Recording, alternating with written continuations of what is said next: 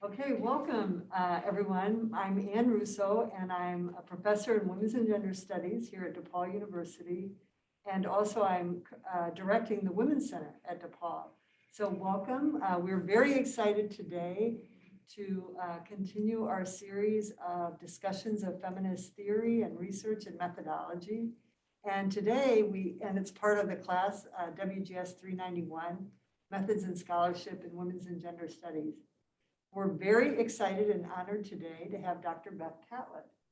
Dr. Beth Catlett is an associate professor of Women's and Gender Studies here at DePaul.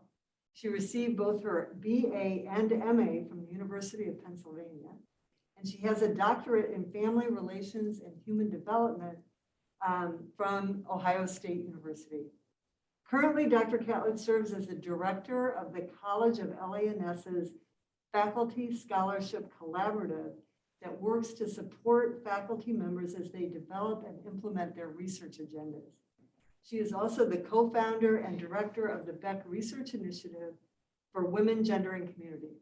This initiative specializes in community-based research and programs involving gendered violence and social movements designed to create community change. Dr. Catlett's areas of interest include youth leadership and activism, community-based participatory action research, violence in intimate relationships, the development of critical consciousness among college students, and the uses of contemplative practices to inspire social justice, which we'll hear about more today. Over the last decade, she's funded, developed, and directed multiple projects centered on all of these topics. So if everybody could please welcome Dr. Beth Catlett. Yay! Great to have you, Beth, and I'll just turn it over to you. All right, thank you. Oh my gosh, that was so formal and that was such a lovely introduction. Thank you so much. It's so great to be here, to see all of you, and thank you so much for inviting me. As I said to Anne, I know that we assigned readings around my current research and teaching emphasis. Teaching emphasis on the use of contemplative practices to animate anti-violence work, social change, and young people's and old people's well-being. And so I know that's what you read, but I also wanted to talk with you, if you'll indulge me, a little bit about some of the methodological issues that have really sparked my interest and imagination over my career, and talk a little bit about the arc of my research. I really want to invite you at any moment to just interject with questions. Those of you who know me, and it's many of you, know that I could talk and talk and talk for hours. So I don't want to necessarily wait for a Q&A. So if anybody has thoughts or questions along the way, please, please, please interject. And look at me pulling up a PowerPoint. Okay, so can everybody see that? Okay, good. Yeah, I can't see the whole thing because I have to move. Okay, so I have to say this actually comes from a document that I created for our graduate student methods class. And this is just part of the document of a lot of the different epistemological and methodological challenges that have really occupied my mind for years, right? And when I sort of wanted to just read through these pretty briefly to let you know what's on my mind, what I'm thinking about as I've kind of journeyed through my scholarly life. So, I guess I'll just read these out. Sort of questions about what counts as knowledge and who's a knowledge producer. And that's changed for me, truthfully, over the last 25 years, my thinking about that. This second one is very, very important to me. How do we negotiate the issues and complexity of voice, of representation, and of interpretive authority? So how much as a feminist scholar do I feel the responsibility of creating an interpretive framework and sort of balancing that against how much do I want the voice of the research participants to be primary and to shine through? And then, of course, you all have been talking about this. What are the connections between knowledge production and social change work? You also all talk about much more sophisticated, in a much more sophisticated manner probably than me, issues of power and how they are central to our scholarly enterprise, how we as feminist scholar activists need to navigate these issues. I'm also really interested in the tensions that are involved in basing knowledge claims in personal experience. And I think that goes back up to the second bullet point about interpretive authority and voice and representation. That's really on my mind a lot. How memory shapes knowledge production projects. What do we need to be thinking about when we're disseminating new knowledge, when we're consuming new knowledges? And also, from my earliest work, probably, can feminist scholar activists, embrace quantification, right? How does that work? So these are just the kinds of things that have been on my mind for many years. And whoever wants to talk about any of these, that would be great. Now I have to go to my next slide. And this next slide, and I'll take it down in a minute, just sort of give sort of 3 or 4 different bullet points to frame what I want to talk about myself today. And again, for those of you who know me, and it's probably some students who have already graduated, I am known to always say, I encourage you and I invite you to let things unfold over time. And that's hard to do because we have a lot of anxiety. But I do have to say that my research and my methodology journey really has been a process that has unfolded over time. So I'm going to stop sharing for a minute, and then hopefully I won't forget to come back on to my PowerPoint. Don't let me forget. So just to talk to you a little bit, I'll just go all the way back to my PhD research, was a research project on divorced fathers. And it was looking at the transitions and oftentimes what these research participants would frame as the crisis of gender relations of power that was prompted by divorce and co-parenting. And oh gosh, I could talk about that, but I'll move on. And very organically, and it was really quite sad in a way, but very organic, what I heard in these qualitative, these in-depth interviews, bubbling at the surface was issues of violence and aggression in relationships. And I wasn't prepared for that. I wasn't asking about that. So that didn't necessarily take front and center stage in the research, but it led me to my next research project. And that's what I mean about like an unfolding journey. Things presented to me, and I would decide if I would sort of take that invitation. And so I started a research project with my then PhD advisor right after I graduated with my doctorate on domestic violence. And don't need to talk about that and in too much detail. And then I moved to Chicago. And at that time, and many of you will know, very early in my tenure in Chicago, over 20 years ago, I met Heather Flett, my now co-director of Take Back the Halls, when she was working at Cook County, and when I got a grant to do some research to evaluate their intervention program for people who had been had misdemeanor offenses with domestic violence, right? Very quickly, Heather and I came together and recognized and began talking about the complete inadequacy of these kind of interventions that I was evaluating, and also our desire to really have a much different footprint in this world of anti-violence and to work number one, with young people, and number two, around prevention and cultural and systemic change, rather than sort of an intervention program after somebody had already been arrested, right? And I have to say, I'll sort of jump back and forth in time a little bit. I mean this with the utmost seriousness.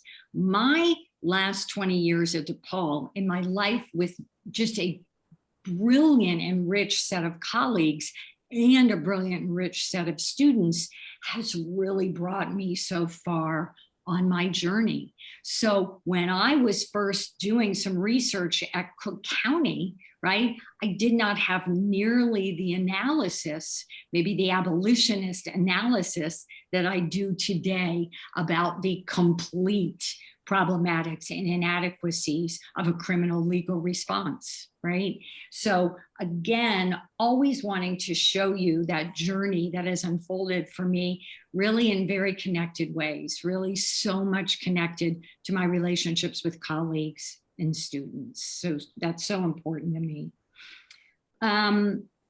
15, 16 years ago, we started Take Back the Halls, a program, Take Back the Halls, Ending Violence and Relationships in Schools, that many of you will know about. And that program, again, there was this unfolding of my research. I knew that it would be a very important community-based project with which I would work, and we would deliver programming, if you will, but also that it would occupy my scholarship, that I would want to do research.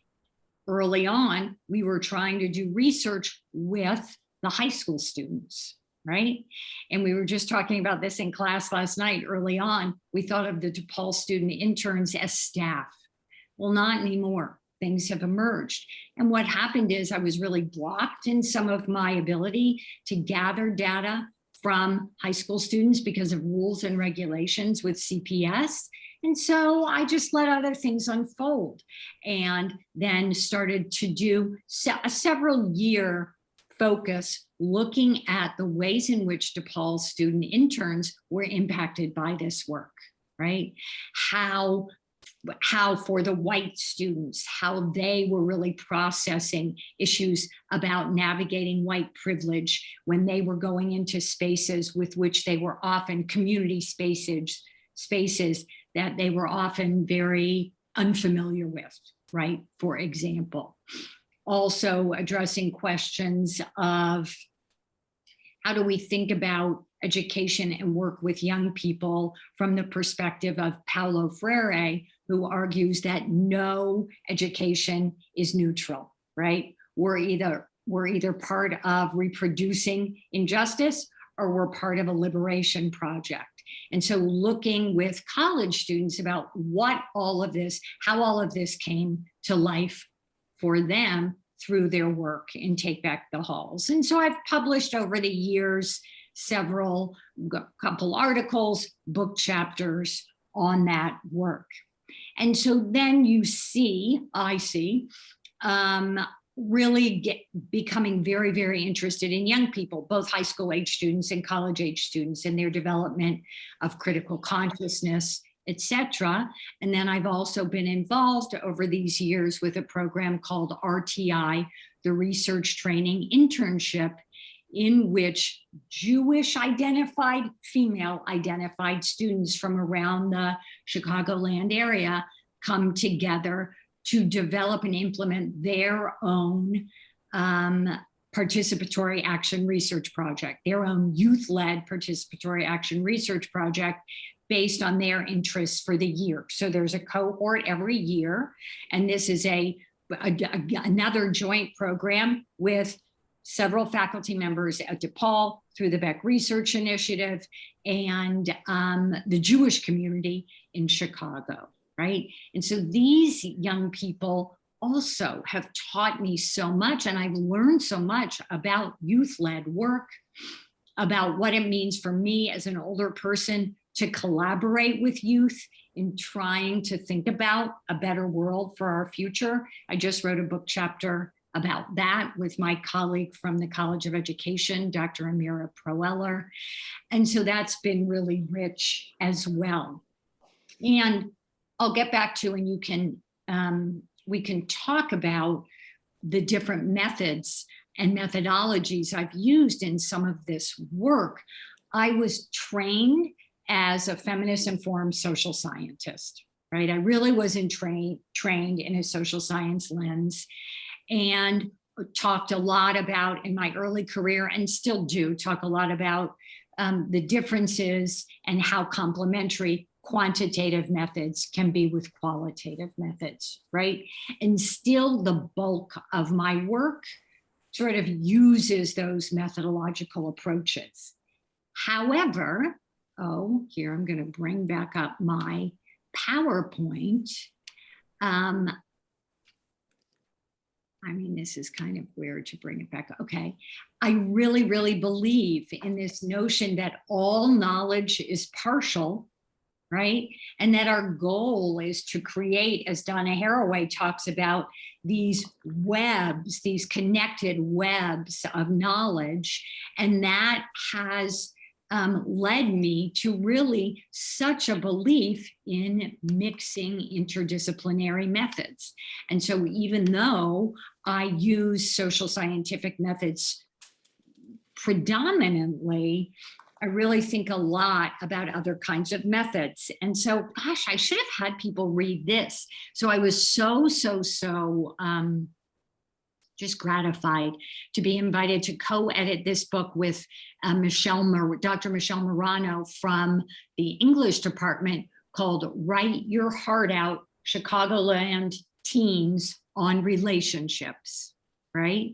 And for this, so this is a compilation of, I think, about 140 creative nonfiction narratives written by high school students and then brought into this anthology. So here was a moment where many people were encouraging Michelle and myself to interview the young people and for us to write sort of oral histories around their perspectives and their experiences with relationships.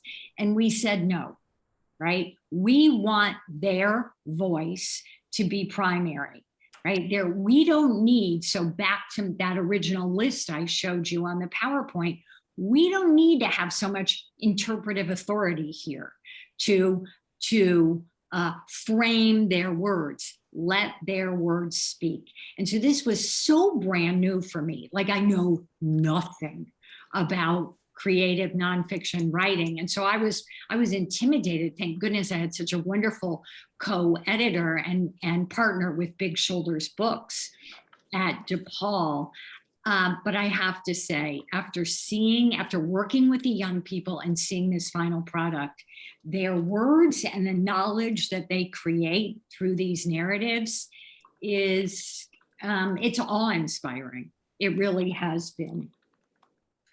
And so, okay, so we're taking me through the journey. And during this time, I also personally am becoming more and more and more committed to, devoted to, and doing a lot of my own study and learning around contemplative or mindfulness practices.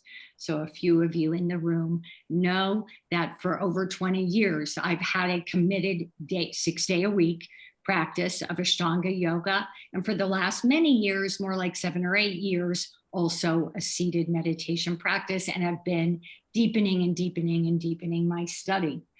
And so as I'm thinking about young people and critical consciousness and learning and well-being, and I'm thinking about what I've learned about and through myself and my other communities around these contemplative practices, again, it seemed just completely natural in a way, a natural unfolding to then shift my scholarly work in this direction.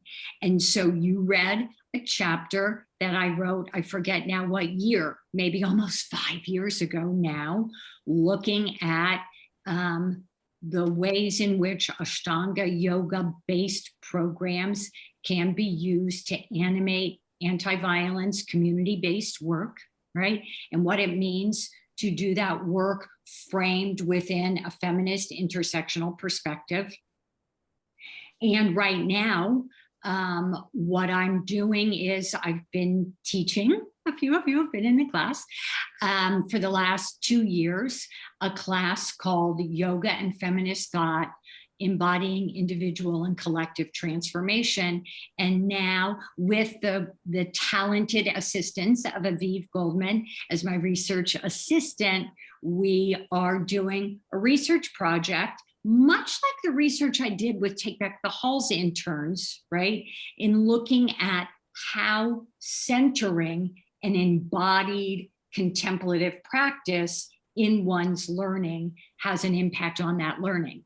Learning of feminist principles, learning of anti-oppression principles, and how it impacts student well-being. It won't surprise you all to know that in this moment in time, I feel deeply concerned about all of our well-being, emotional health, mental health after 2 years that feels like the world has just been on fire.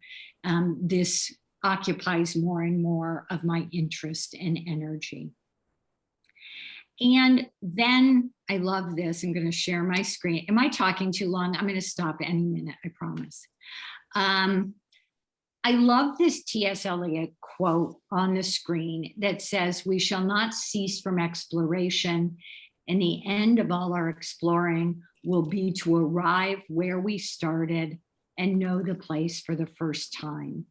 And so really what I want to kind of leave you with, and then we can discuss, is this idea that I revisit and I re-engage inspirations that I've had from new perspectives again and again and again over my 25-year career.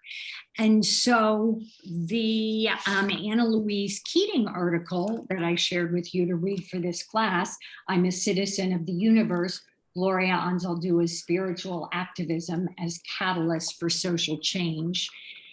It's not like it was a brand new article to me, and certainly Gloria Anzaldua's work was not brand new to me, but it is brand new to me, right? And the way in which I've been reading it over these last couple of years and discussing it with students who bring it alive for me, this idea now that really inspires me is the connection between inner work and our external work, like how our inner work connects with how we commit to act in the outer world.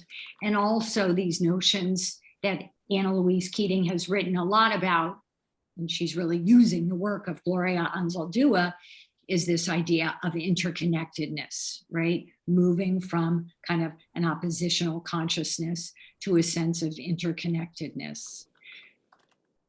Wow, that was fun to do that because I feel excited, but I didn't talk that much about my research methods per se. So Anne, do you want me to do that, or should I let folks ask questions about different methods that I've used and how I feel about the utility? I mean, I believe very, very strongly in using mixed methods because each method gives us this much, right?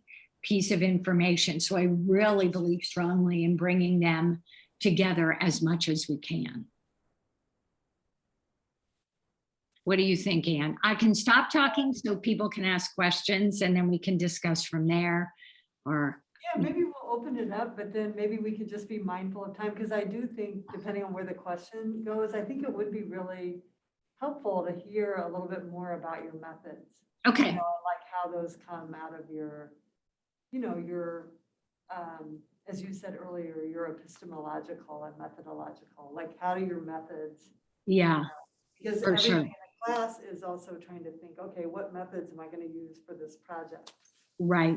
Whatever And their project is. yeah, and I feel like you can hear, well, can you? I guess I should ask the question, but that I do talk like a social scientist primarily, right? Like that is my frame. And at the same time, I'm really committed to the interdisciplinary field and to interdisciplinary methodologies being used together to create fuller knowledge. Yeah. So actually, maybe you could tell us what you mean when you say, you can tell from my research that I'm a social scientist. Okay. And Yeah. I look at mixed methods. Like, what does that mean? What does that mean? Okay. So I use the language so much and use the methods of both quantitative methods, and I can talk a little bit about that if you want, and qualitative methods. So my primary qualitative, but I'm primarily a qualitative methodologist, and my primary methods over these years have been in-depth interviews, sometimes some small focus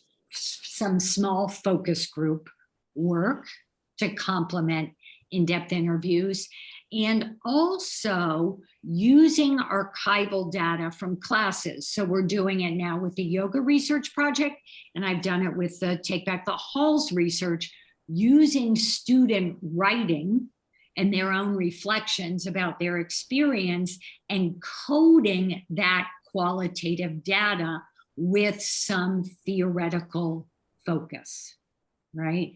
So I will also say, I'm going to try and think of an example.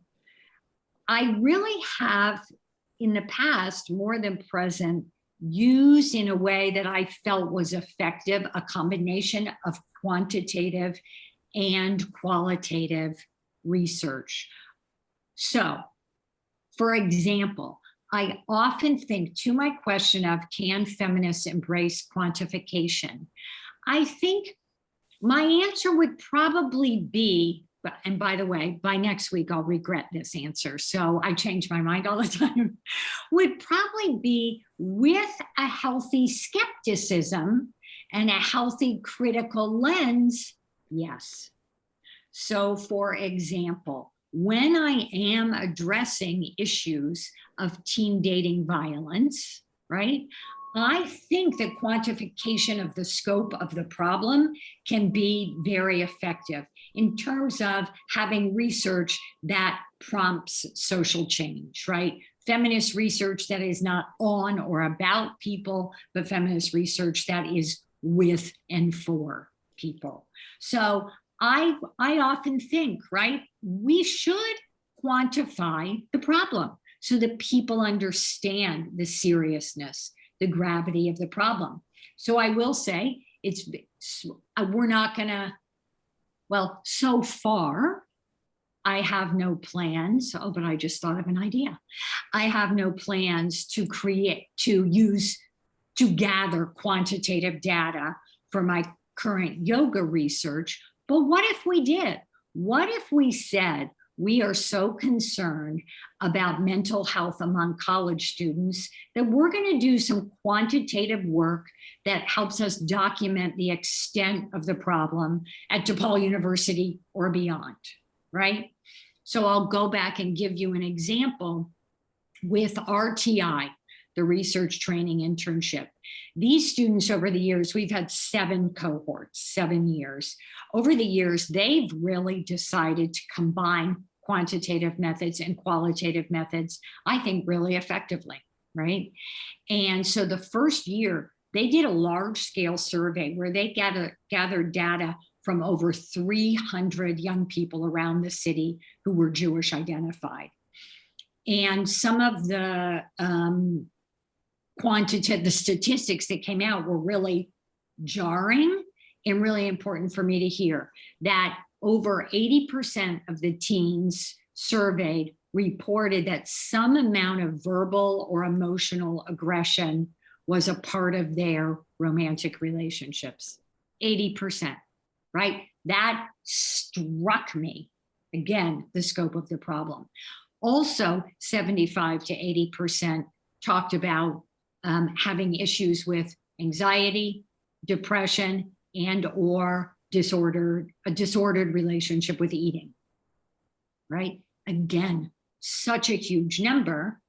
And then in some of the in-depth interviews, we heard some of these young people say things like, I'm just giving you the things that stuck out to me. I try to talk to my parents about my problems with anxiety and depression, and they're not hearing me. They're not hearing me. They're saying things like, oh, what do you have to be so anxious about, right? And these are people, not all, but generally from economically privileged backgrounds, many of them, if not most of them, white.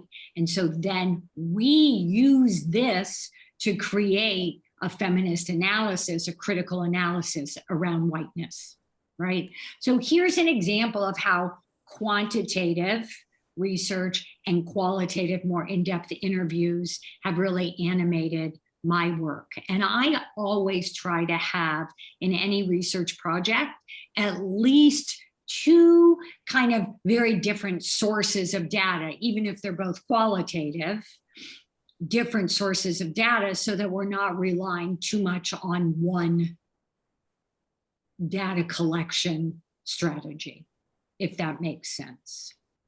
So that's what I say when I talk about, maybe you can hear in the language that I use of kind of interviewing and surveys and focus groups. To me, that is distinct. That has more of a social science bent than creative nonfiction writing. Right? So does that give you a good, does that answer the question? And what other questions do you have? And I meant to, I'm so sorry. I meant to ask for all the students to introduce themselves and talk a little bit about their research interests. So I'd love that as part of our discussion. I know, Anne, will you keep us on time and tell me when you want to get rid of me? So do you want the students to do that or do that as they ask questions? Yeah, maybe do that as they ask questions. Sure. Okay. So we'll just open it up for questions. I think Liv, did you raise your hand? I'm wondering about this idea of how it can be hard to like base knowledge claims in your personal experience or in your memory, and how that sort of, how you gain perspective on your own personal experience when you're conducting research. And my research project is about feminist directing methods and sort of creating a new baseline for how to run a rehearsal room in an intersectional feminist way. Oh, that's fabulous. So I have so many questions really about basing knowledge claims, or at least starting our knowledge production process from the basis of personal experience. It won't come as any surprise after taking theories and being in methods that we have so many theoretical perspectives that are prominent in our feminist thinking, for example, standpoint theory, who really encourage us not only to ground knowledge claims in personal experience, but even more specifically in the personal experiences of more marginalized groups, right? And I have to say, early on, I was really starting to think about this idea through the work of Patricia Hill Collins, who I studied in depth when I was getting my PhD. So I think any and all of our personal experience can be a great foundation for scholarship. At the same time, I have a skepticism, and I'm sure this skepticism grows out of my positionality as a woman who has a lot of proximity to power, right? A lot of axes of privilege, that I have a healthy skepticism that, yes, maybe center our knowledge claims in our own experience, but then also be ready, willing, and able to decenter from that experience, because it's just one person's experience, right? And it is by definition partial. Now I'm borrowing words from Donna Haraway. It's partial, it's particularly situated. And to my mind, one of the ways I hold myself accountable for that is to not only base my knowledge claims in personal experience. So I have this, sort of yin yang skepticism. And again, think about from Donna Haraway's concepts, this idea of creating webs of connected knowledge from which we would hopefully build communities of solidarity, right? So it goes beyond my or your personal experience. So that's my skepticism, but commitment. Memory, the question of memory is way tougher for me. And I just have like all sorts of questions about memory and trauma. And then does it even matter if a memory is sort of quote unquote factually correct? Or is it the narrative that one creates around the event, an event? And I am learning more and more. My studies are going more around somatics and healing from trauma, using somatics, embodied experience, etc., and understanding more and more the neuroscience of what happens to the brain in moments of trauma.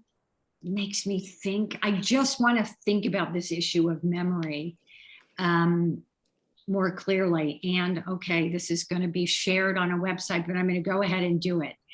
I'm going to share a personal story, not of mine, but of my husband's. His mother died very suddenly when he was 11 years old. Had an aneurysm, just died. And he has a very specific memory that he was with her and where they were in the house and how it happened. And his brother has another and different, very specific memory of where they were, that he was with the mother and where it happened in the house. And this has consumed me, really, this idea. So this was clearly a huge trauma. And some of the ways that we've just sort of interpreted it kind of as a family is, each person needed to process and own the trauma in their own way. So each person was saying, no, I was with her when she died. So this has stuck with me, for a long, long time. So thinking about memory. So I don't know that I'm giving any answer, but sort of my reflections. Yeah, thank you, Liv. Who else? So please ask more questions.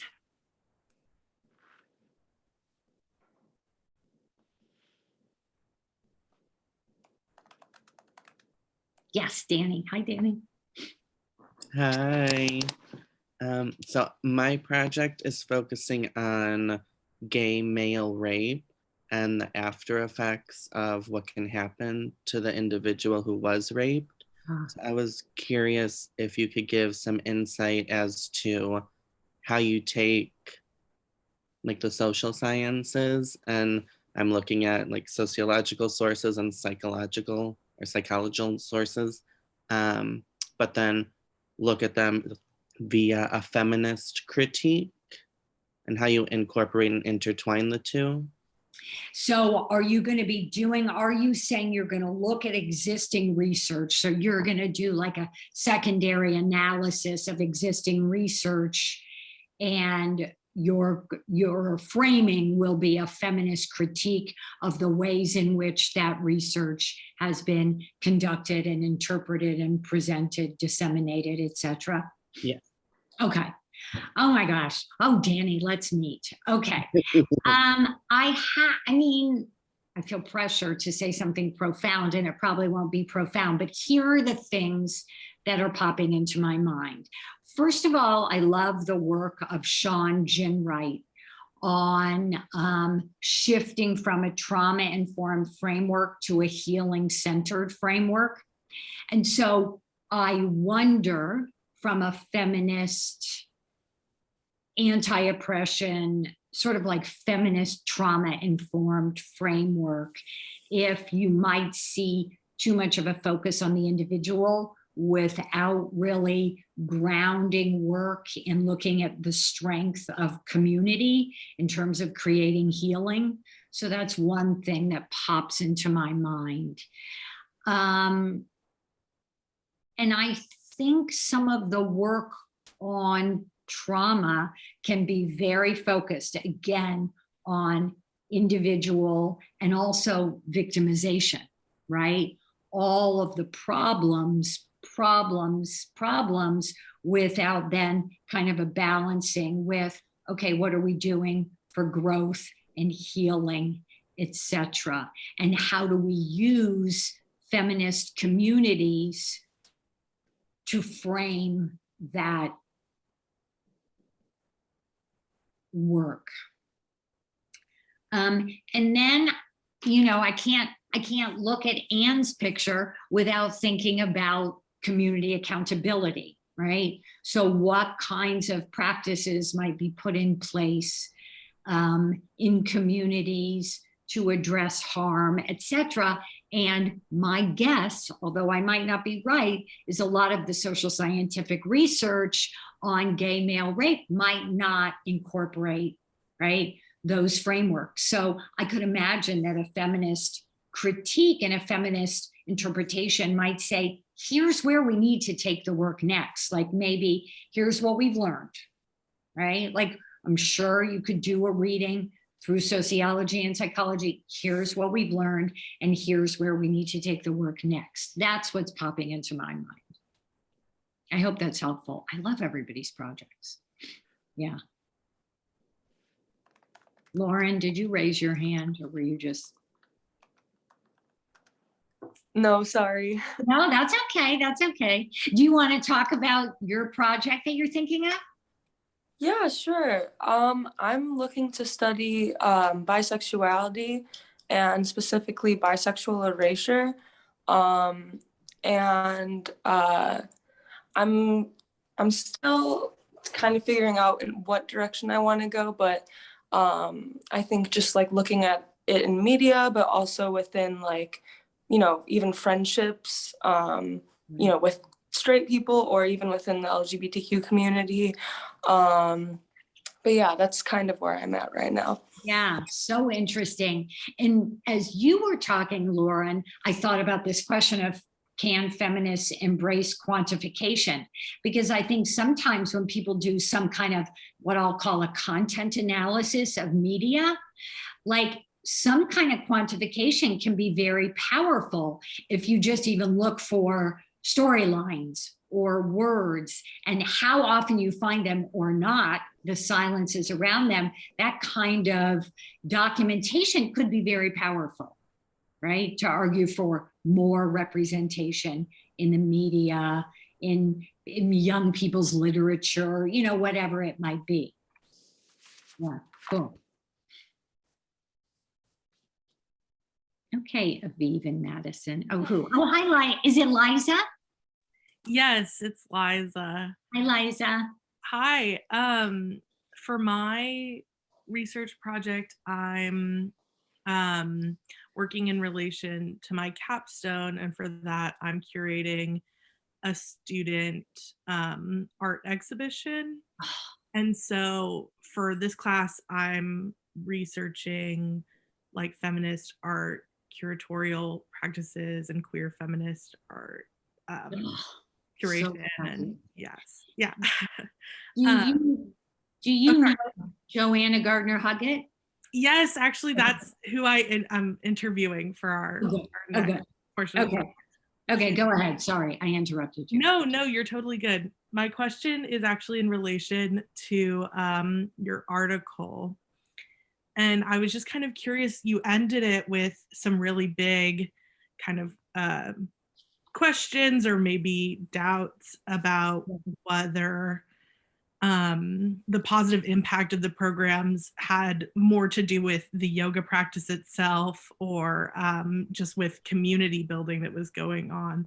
And so I was just interested to see maybe how your thoughts about that have changed or grown since you wrote this and kind of where you landed maybe with those questions. Yeah, thank you for that question so much.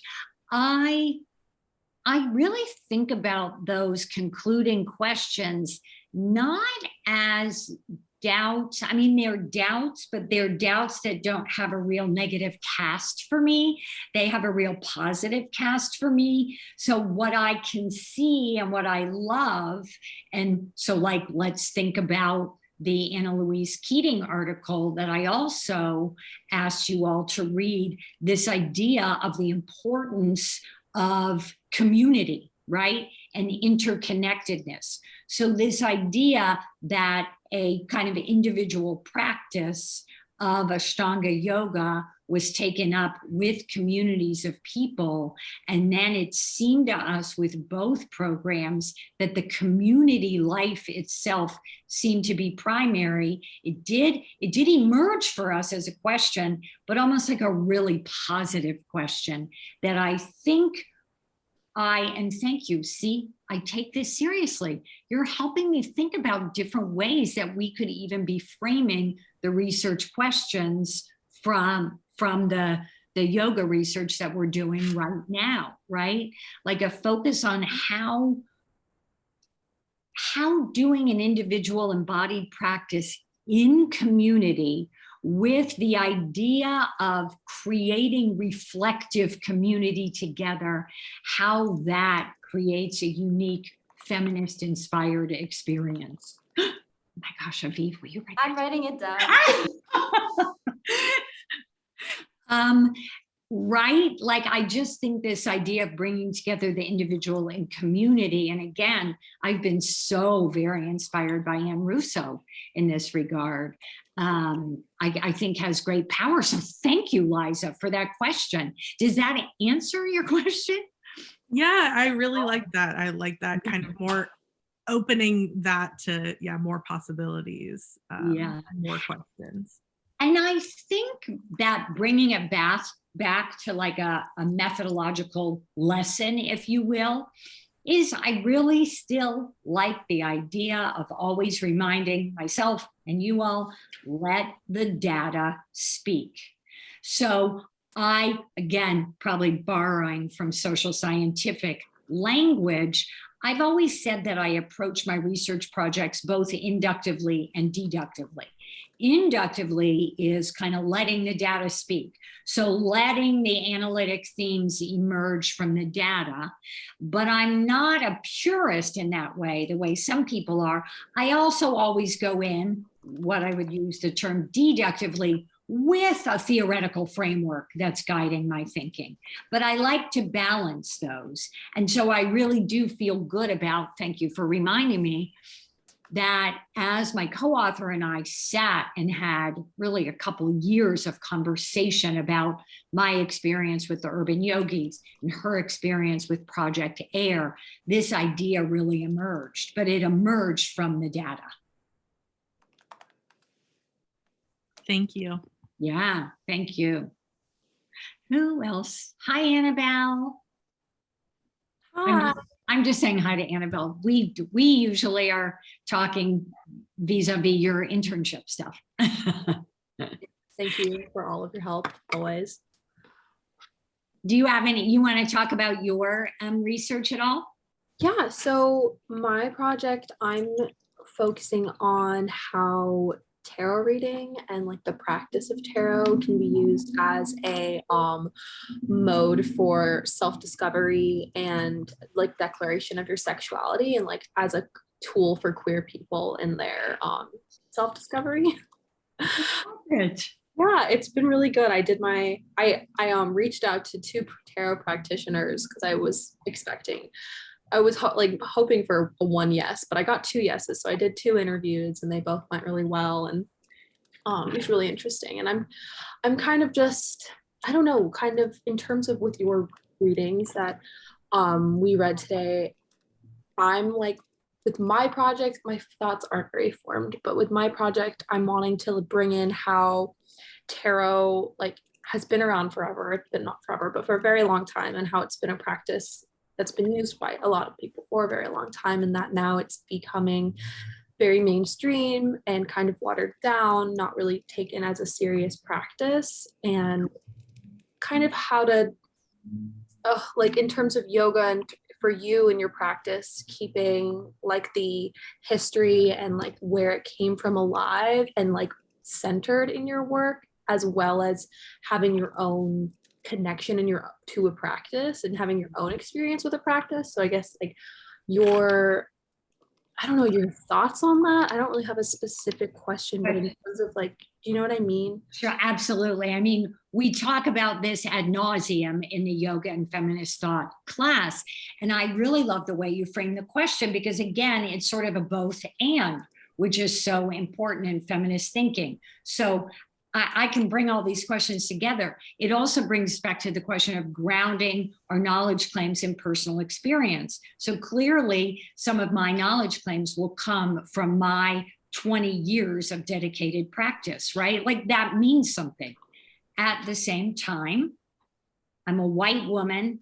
I'm a white Western feminist, as we talked about in the book chapter, and therefore my perspective is limited in really compelling ways. And so I always want to think about how the history and spiritual dimensions of yoga have been is this the right word? Have fallen victim to colonization. How that colonization started in India, but has been exported to yoga in the West.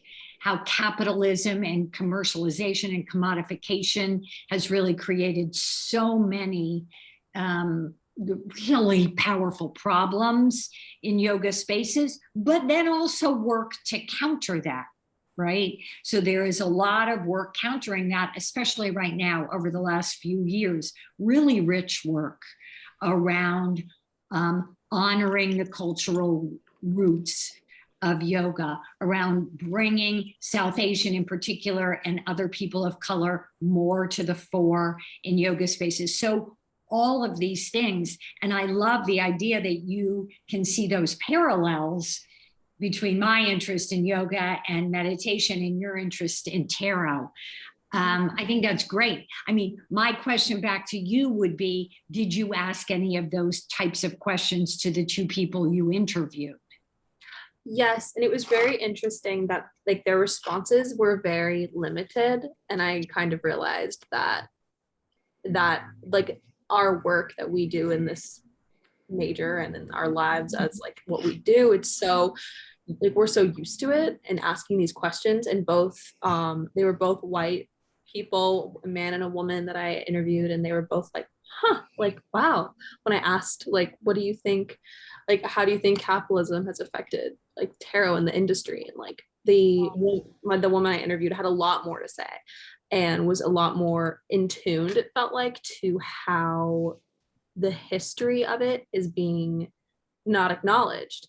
In terms of like, because like tarot has like, it started as a card game, and it started, the woman who did the original illustrations of the tarot deck was a queer woman of color, and no one knows that. And it's like all of these things that aren't acknowledged aren't known as like the Rider-Waite deck that people know of. It's like now the Rider-Waite Smith deck, because this woman got her first name Smith, did the illustrations and was completely taken off everything, not acknowledged, and like it's her illustration. And then Ryder, like he did all of his whatever to it. But yeah, it was very interesting in terms of how I had these formed questions that we've been working on in class, and that like we all as students in this class and with Dr. Rousseau, like we were like, these are good questions and this is what we want to know, and kind of definitely stumped them. And I think that was like the difference in other peers interviewing professors versus me interviewing someone. Yeah, but that's such an important part of your analysis, because that is compelling data to say, wow, this field, if you will, is suffering from that kind of colonization, right? Yeah, that's amazing. Do I have time? Yes, I'm going to tell a story. Many years ago, was probably, I don't know, 12, ish years ago, when I feel like the work around yoga and embodiment and class and race, etc., was really gaining a lot of traction. There was a conference at Berkeley around, I forget exactly what it was called, but it was really centering race, yoga and race. And I put forth a proposal kind of based on this work, this book chapter, with my co-author, to present at the conference. And this was my first and only, I am happy to report, time that my proposal did not get accepted. And I decided I wanted to go anyway.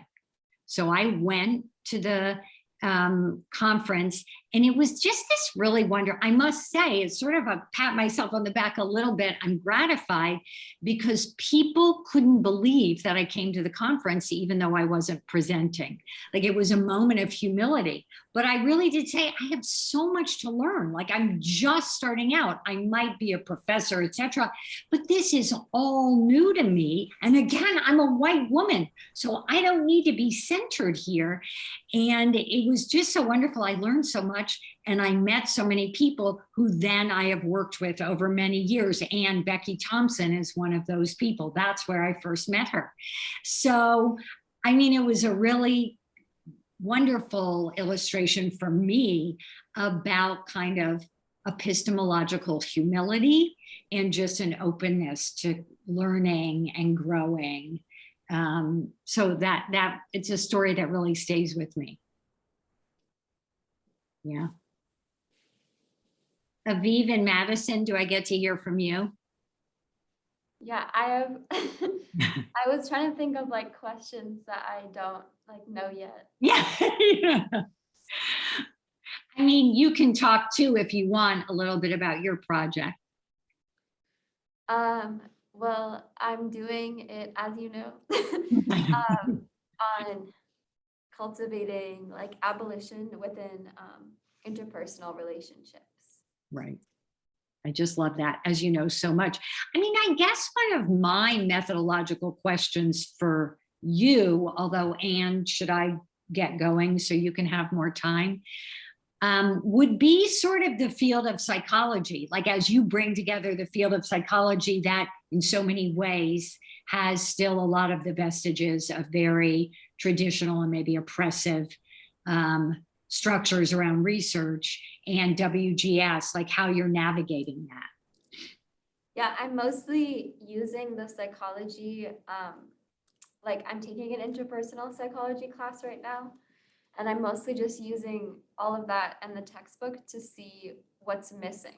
Like, I'm not probably going to use it actually in my work because I want to center more feminist theorists. But like, I'm looking at what is missing from research on interpersonal relationships. Yeah, and that might be similar to you, Danny. There might be some parallels there. Yeah, good. And it's good to figure out ways to use that which we want to critique in a very generative manner, right? And Madison, how about you? It's so good to see you, although I can only see like a little teeny bit. Yeah, my project is about how white supremacy impacts Black identity formation on social media, particularly TikTok.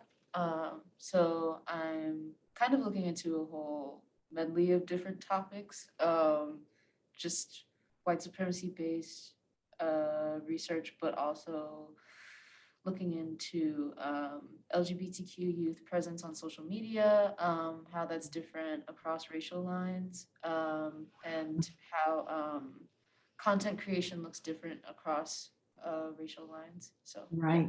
Just a whole bunch of things. Yeah, that's so interesting. And have you thought about how, like, what methods you might use as you're looking at different content on TikTok? What methods you might use to create an analysis, sort of structure for your analysis? I think I'm gonna do a video essay, which I felt like would be the best way to show it, since a lot of my research has been finding actual TikTok videos. So I feel like that would be the best way to show it. Yeah, exactly. And I love that. Again, it's different than, oh, I'm going to talk about how many this we see on TikTok or how many that we see on TikTok or how many this, but create that visual representation, which is such a powerful methodological approach. Yeah, cool. Okay, are there any other questions? I have one quick question. When are you offering yoga and feminist thought again? Like what quarter do you usually do that? In the fall. In the fall. Okay. In the fall. Yeah. Wonderful. My roommate took it last quarter and I'd always be like running by while she's like stretching in the mirror. Like, who's your roommate? Margot Lipscomb. Oh yeah. Okay. Good. So Beth, do you want to leave everyone? Do you have any advice or, sort of words of wisdom that you want to share from your experience of doing, of your own trajectory of kind of feminist research and scholarship that you'd like to leave people with? I mean, I feel like I've talked about most of what I wanted to talk about, but always my words of wisdom are my invitation to you is to be open to the journey, let the journey unfold. Research really is a process that will take you, if you allow it, in twists and turns. So just like start the journey and see where it takes you. Never hesitate to reach out for inspiration or for help. So going to your colleagues and classmates and professors, et cetera, as you think about this, and doing work that is personally resonant for you, which I can tell that everybody's doing. So I don't know, I am so inspired by listening to all of you, way more. I have way more to learn from you than you do from me. So thank you for inviting me to this. It's been a delight. Thank you, Beth. Thank you. Thank in the chat just real quickly, and then Beth, we will all see you soon. And thank you All right. so much. All right. Thank you so much. I'll talk to you all soon, I hope. Don't hesitate to email me if you have any questions or anything. Okay, bye. Thank you. Bye. Thank you. All right, wow. Okay, do you want to take a few minutes and maybe write Beth a note that you can send me so we can send her? It really means a lot. Every time I send them, the people who receive them, it just means a lot to be affirmed. You know how you all need affirmation?